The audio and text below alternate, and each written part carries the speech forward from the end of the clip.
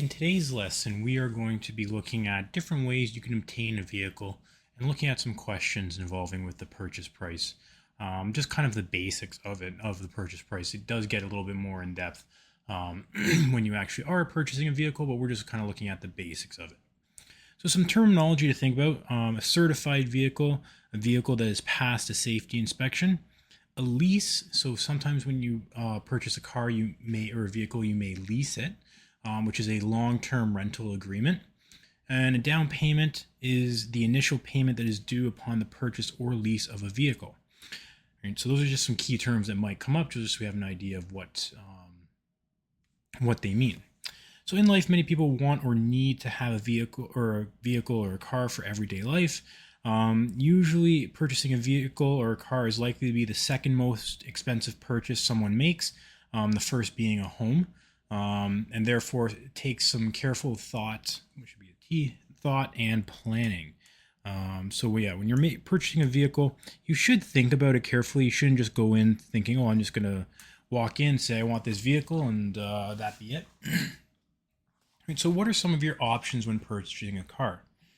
Right, in grade 11, you're probably close to going for your. I'm trying to think. Either your G1 or maybe your G2, probably more your G1. But you're probably thinking about driving a vehicle or getting a vehicle soon. So what are some of the options? Well, the first options is you can buy it new and pay in cash, or pay for the full amount up front. And so basically you pay for the car in full. You don't have to have any future payments required because you've paid for the entire vehicle.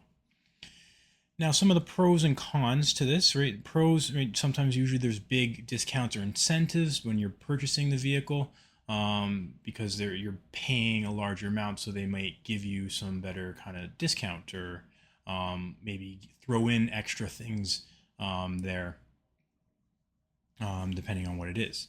You're not paying any interest because you're paying the full amount up front. You're not having to make any payments, so there's no interest being paid.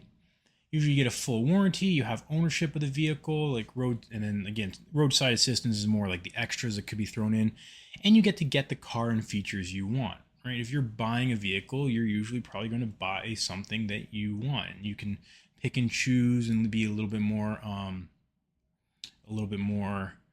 selective in what you want, right? The model, the after, or the different features, the colors, things like that. Some of the cons.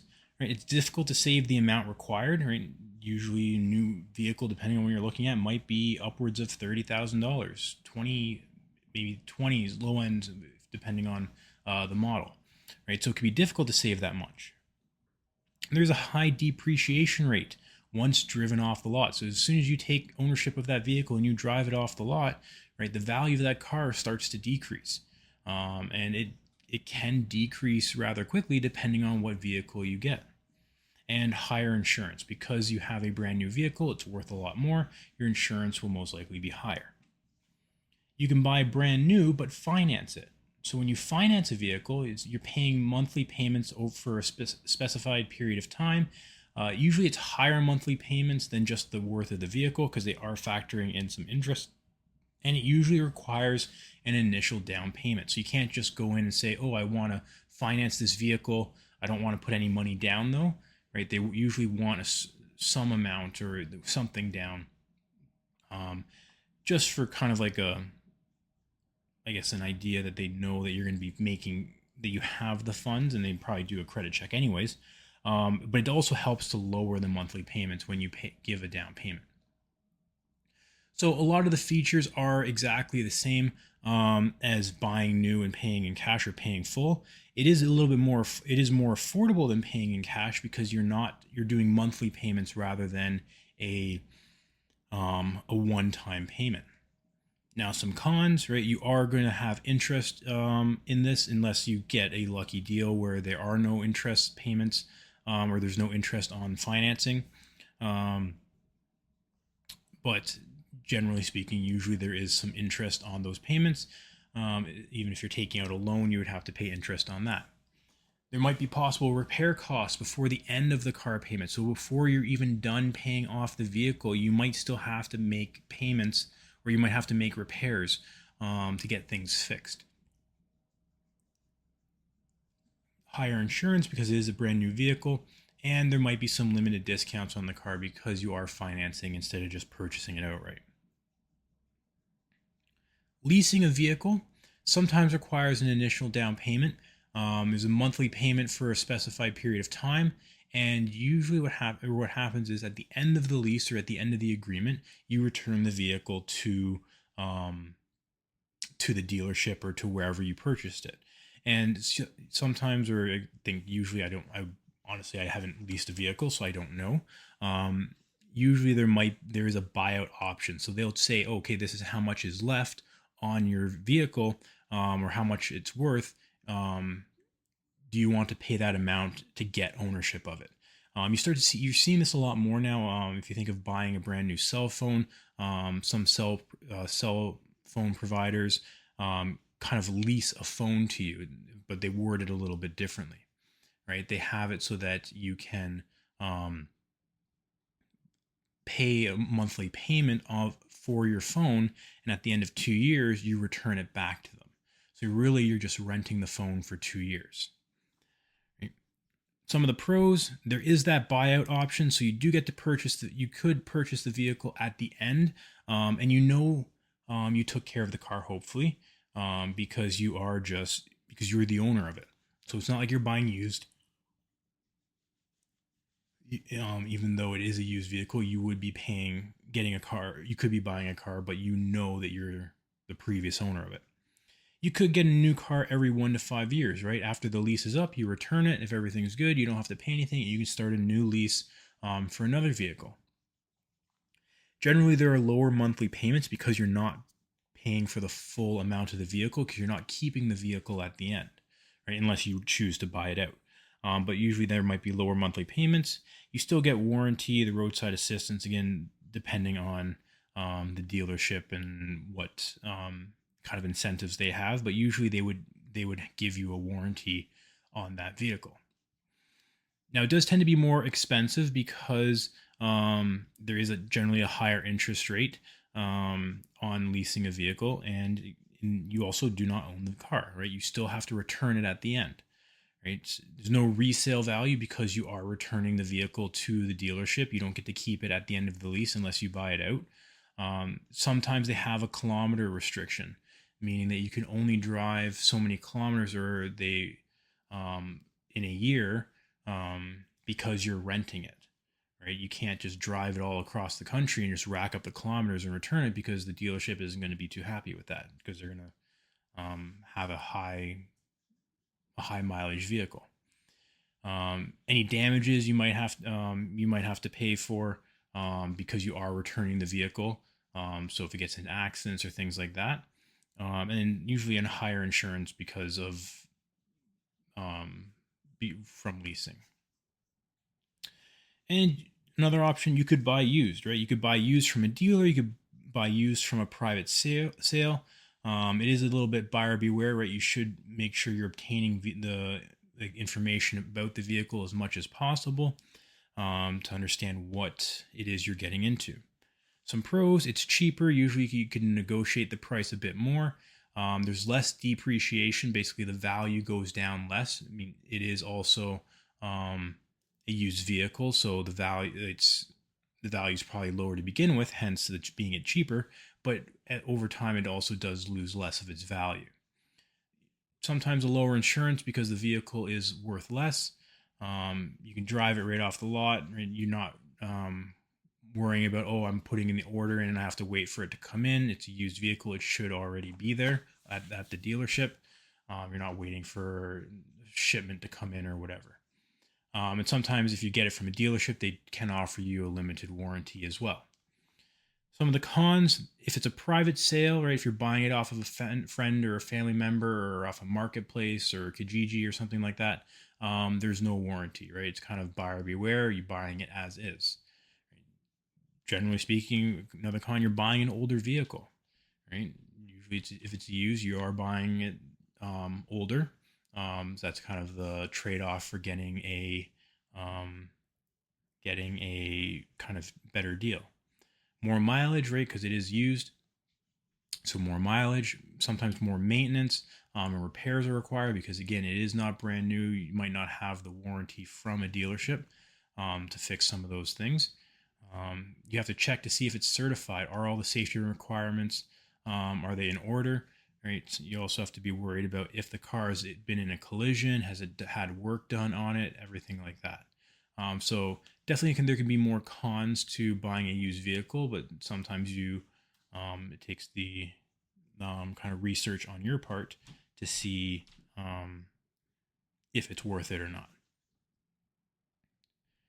Right. So what are some things you should consider when buying new or used? So again, this is just, you can kind of think of some on your own. Some things that kind of have come up in the past. If you're buying a new vehicle, some things to think about, right? The color. Oops, I can't spell color. The color of the vehicle, right? The features, or the models, right? The price of the vehicle, any bonuses or incentives. Do they have any deals for you? Insurance costs. If you're buying a used vehicle, you might want some of the concerns, things you can consider. Is it certified? Has it had all its safety done? Is it certified? Has it been in an accident? Right, that's a big one. You want to make sure it hasn't been in an accident. Right? Or if there has been collisions, how severe were they? Type of previous driver.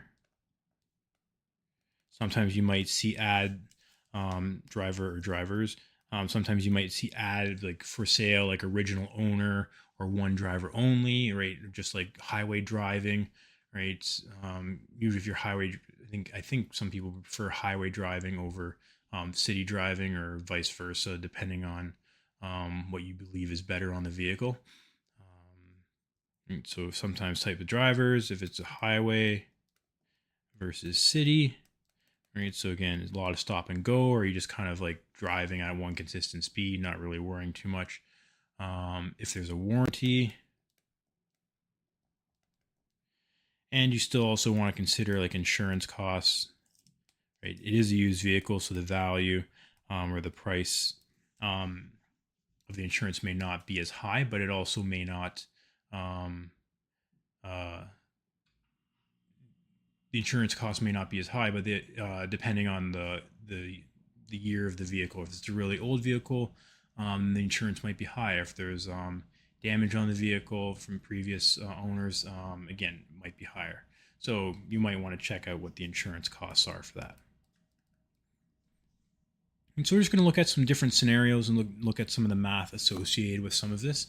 Right. So first option, right, financing a new vehicle. A local dealership is selling a new compact car for $17,995 plus taxes. The dealership offers financing at 4.9% per year or per annum, compounded monthly over 4 years. You've saved $3,000 for a down payment. You will finance or borrow the rest of the cost. So you want to calculate the after-tax price of the vehicle, assuming a 13% HST. So the after-tax,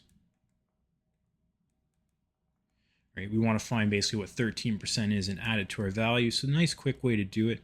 17,995 is the price of the original vehicle. We are going to multiply that by 1.13. So very similar to our compound interest formula. The 1 is just representing the initial amount, and the 0.13 is representing the 13% tax that we are going to add. And when we do this, we get $20,000, so $20,334.35. So that is the after-tax price. What would be the amount financed? Or basically, what is the amount that's going to be borrowed? So if we're financing the vehicle, we basically need to get a loan for the full amount, but we are putting down a $3,000 down payment, so I can subtract that from the cost of the vehicle. So I only need to finance $17,334.35.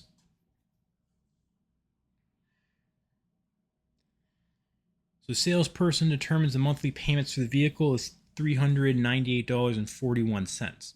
Right? So usually you're not going to have to go into the dealership and say, all right, I'm going to pull out my calculator, tell me the interest rate, tell me how long I'm going to be paying off this vehicle, and I will calculate the interest and let you know.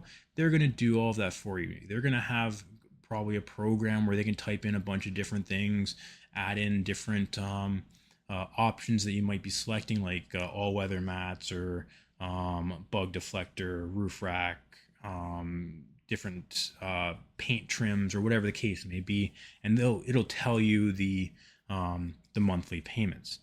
But so if they tell you the monthly payment is $398.41, we want to figure out the actual cost of the vehicle.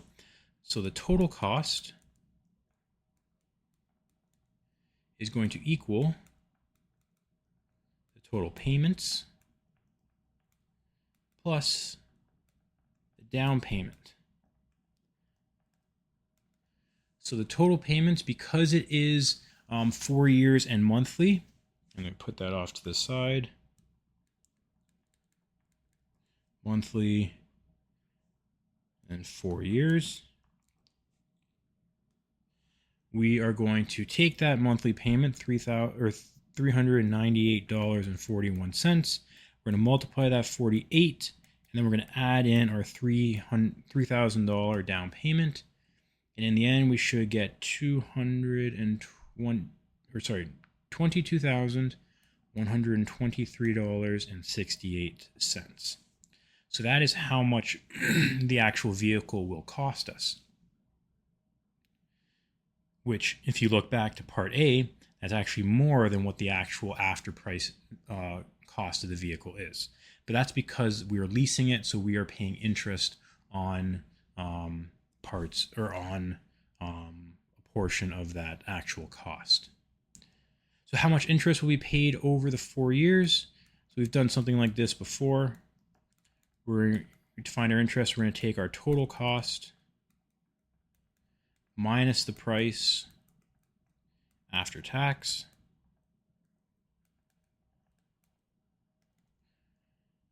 So $22,123.68 minus $20,334.35. We get $1,789.33. So that would be how much interest we're paying over 4 years. So that's a decent amount of money, right? It's an extra almost $2,000 worth over 4 years. Right now, again, if you look at the example, that is a relatively cheaper vehicle, right? It's under $20,000 before tax, right? Think about now with the price of cars, it might be a little bit higher, so you're probably paying more interest. Option number 2, so leasing a new vehicle, right? So remember, again, leasing a vehicle, we are basically entering a long-term rental agreement. We drive the car, pay for all the expenses, gas, any repairs, things like that, but we don't own it. We have to return it at the end of the agreement. So to lease a new vehicle or a new car selling at $24,000 with 0% financing, a customer agrees to pay $1,000 down payment and make 48 monthly payments of $369. So we want to figure out the total cost of leasing the vehicle. So our total cost is going to be the 48 monthly payments times 369 plus the $1,000 down payment.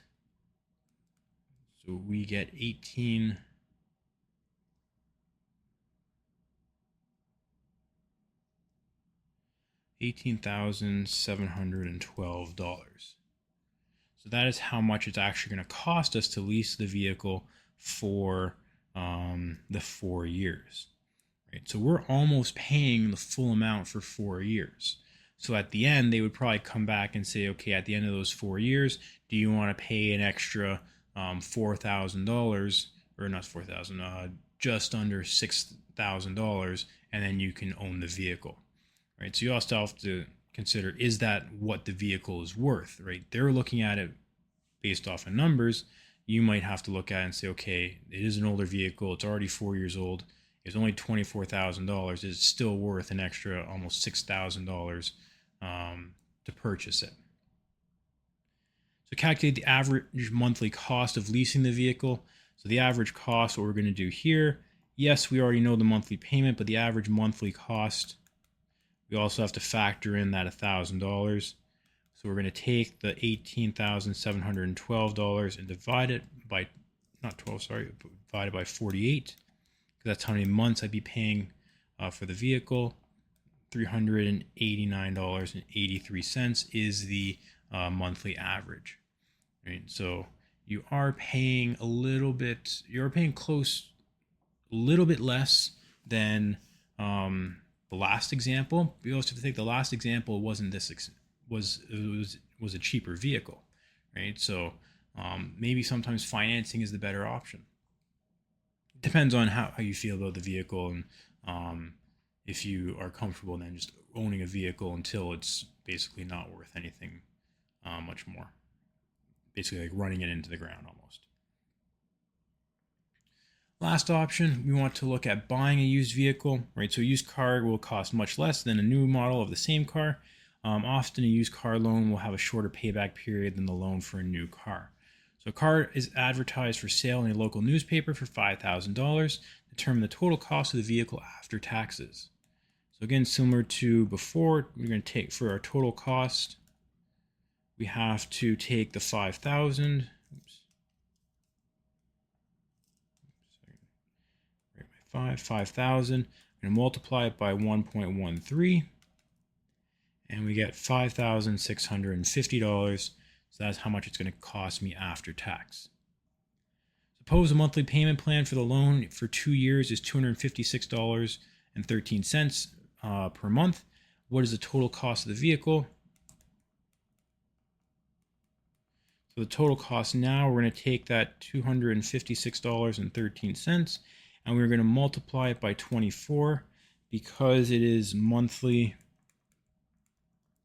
for 2 years. So there's 24 months. And we get $6,417.12. So even if the vehicle is used or if it has a certain amount, if we're ever taking out a loan or anything for it, we have to be careful because we're probably going to be paying more than the actual value of the vehicle, right? So we do want to be careful. We want to be mindful of the loans that we're taking out, right? Sometimes that's just the cost. We might not have $5,650 sitting in a bank account, so we might have to take out a loan, right? So we do have to be mindful of that, right? That's kind of the cost of getting a loan or renting something or paying it off in monthly payments rather than all at once, right? That's the cost of doing it. So we do have to be mindful and be careful and think about what we're actually purchasing and the associated interest with some of those loans.